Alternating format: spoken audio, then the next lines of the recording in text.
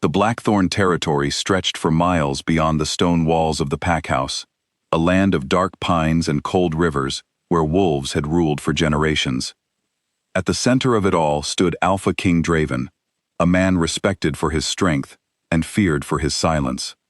But within his own home, hidden behind locked doors and lowered voices, there lived a secret the pack had chosen to forget.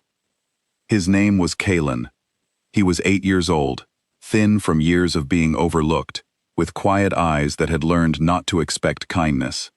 His mother had been Draven's first mate, a woman disgraced and cast out after being accused of betraying the pack years ago. She had died shortly after, and with her death, the pack decided that her son no longer deserved a place among them. He was allowed to live on the outer edge of the compound, in a small worn-down cottage, fed only when someone remembered, spoken to only when someone wanted to remind him that he did not belong. Lyra arrived at Blackthorn on a cold morning in autumn, carried by the joy of a new bond and the weight of a new title. She was to be the pack's queen, mated to Alpha King Draven, through a bond that had formed unexpectedly during a gathering of allied packs. She had expected celebration, tradition, and warmth. What she found instead was a pack that smiled at her with careful, guarded faces, as if hiding something just beneath the surface. It was on her third day, while walking along the tree line behind the house, that she first saw him. A small boy crouched near a fallen log, gathering berries into a torn cloth. His clothes were too big, his shoes worn through at the toes. When he noticed her, he froze, then quickly began to back away, as though he expected to be shouted at. "Wait," Lyra said gently. "You don't have to run." The boy hesitated, studying her with a caution far too old for his age. "You're the new queen," he said quietly. "You're not supposed to talk to me." "Why not?" He looked down at the ground. "Nobody talks to me. I'm not allowed to be part of things." Something in Lyra's chest tightened. She knelt down so she was at his eye level. "What's your name?" "Kalen," he whispered, as if saying it too loudly might cause trouble. That night, Lyra could not stop thinking about him. She asked one of the older pack women, a healer named Mabel, about the boy, and the answer she received chilled her. "That's the Alpha's son," Mabel said carefully, glancing around before speaking. "From his first mate. She was accused of treason years ago, and though nothing was ever truly proven, the shame stuck to her, and after she passed, it stuck to the boy too. Most in the pack believe he carries her disgrace in his blood. The Alpha doesn't speak of him. It's easier that way." "Easier for who?" Lyra asked, though she already suspected the answer.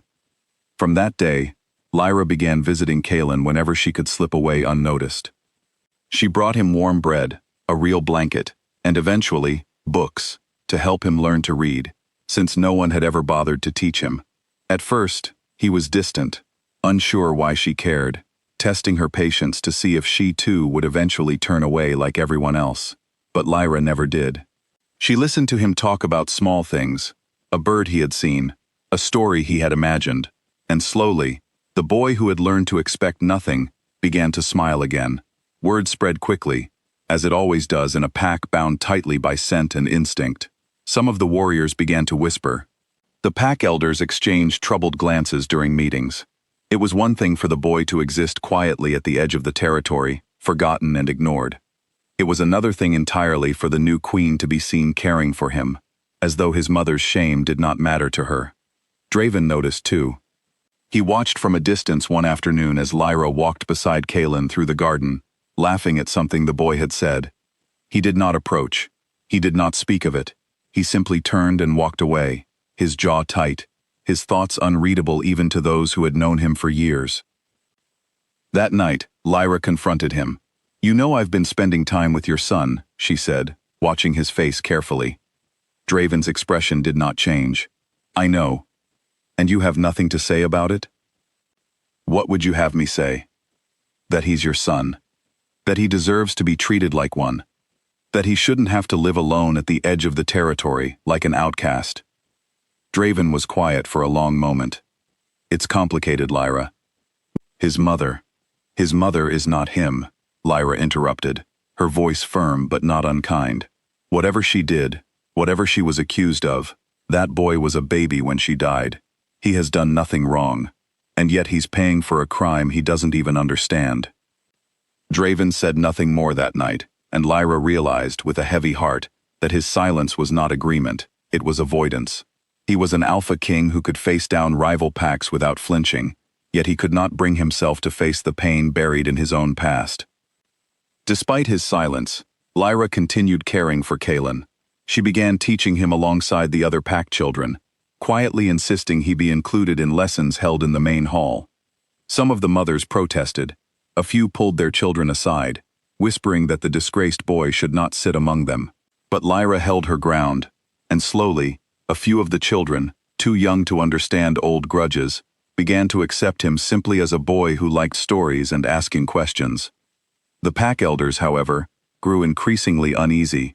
They saw Lyra's actions not as kindness, but as a threat to the order they had carefully maintained for years. A council was called, and Lyra was summoned to stand before them. "You are undermining the pack's judgment," said an elder named Corwin, his voice sharp with disapproval. "That boy carries the shame of a traitor. By elevating him, you insult every family who lost someone because of what his mother did." "He is a child," Lyra said calmly. "He was not even old enough to understand what happened. Punishing him for his mother's actions makes us no better than the people who wronged this pack in the first place." "You forget your place, Queen Lyra," Corwin snapped. "You are new to this pack. You do not understand what it took to hold us together after her betrayal." "Then explain it to me," Lyra said. "Because from where I stand, I only see a pack that has decided cruelty toward an innocent child is easier than facing its own pain." The room fell into stunned silence. No one had spoken to the elders that way in a long time. Lyra left the council chamber with her head held high, though she knew her words had planted a storm that would not settle quietly. Draven learned of the confrontation before the sun had fully set. He found Lyra in the garden, sitting beside Kalen as the boy practiced writing his name on a worn slate. She looked up as he approached, bracing herself for another wall of silence. Instead, he sat down slowly beside them. He watched Kalen for a long moment, something unreadable shifting behind his eyes. "You write it well," he said quietly to the boy. Kalen froze, staring up at his father, as though unsure he had heard correctly. It was, perhaps, the first time in years that Draven had spoken to him directly. "Thank you," Kalen whispered. Draven did not stay long. He rose and walked away without another word, but Lyra saw something different in the way he moved. Less like a man avoiding a burden, and more like a man beginning, slowly, to remember what he had lost. The peace, however brief, did not last. A week later, during the pack's autumn gathering, tensions finally broke into the open. The gathering was meant to celebrate the harvest and honor the pack's strength, but it became something else entirely when Lyra chose to stand beside Kalen in front of the entire assembly. "This is Kalen," she announced, her voice carrying clearly across the crowded hall. "He is the true-born son of Alpha King Draven, and he deserves to be treated as such." Gasps rippled through the room. Corwin stood immediately, his face flushed with anger. "You dare bring him before us as though he belongs among our bloodline?" "He already belongs," Lyra said.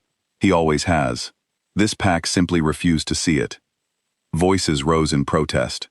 Some warriors bared their teeth, insulted that their queen would defy the pack's long-held judgment so openly. Others shouted that she had no right to make such declarations without the Alpha's approval. The hall dissolved into chaos. Fear and anger tangled together as old wounds reopened. "She shames our bloodline," someone shouted. "She has no right to decide who belongs to this pack," another voice called. Kalen, overwhelmed by the shouting and the anger directed his way, turned and fled the hall, tears streaming down his face. Lyra tried to follow, but the crowd pressed in around her, voices rising in fury, some even suggesting she be challenged for her position as queen, for defying the pack's long-standing decision. It took every ounce of Lyra's strength to push through the chaos and follow Kalen's path outside. She found him near the edge of the forest, sitting against a tree, his small shoulders shaking. "I shouldn't exist," he whispered when she knelt beside him. "Everyone hates me because of what happened before I was even born." "That's not true," Lyra said, pulling him into her arms. You are not your mother's mistakes. You are not anyone's shame.